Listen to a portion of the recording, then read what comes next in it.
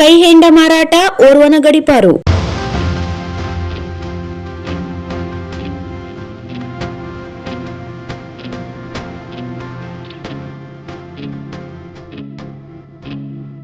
ಗೆಜ್ಜಿ ವೀರೇಶ್ ತಂದೆ ಜಂಬಯ್ಯ ಕೊರವರು ಇವರನ್ನು 3 ತಿಂಗಳ ಕಾಲ ಜಿಲ್ಲೆಯಿಂದ ಗಡೀಪಾರು ಮಾಡಿ ಸಹಾಯಕ ಆಯುಕ್ತರು ಗಜಾನನ ಬಾಳೆ ಆದೇಶ ಮಾಡಿದ್ದಾರೆ.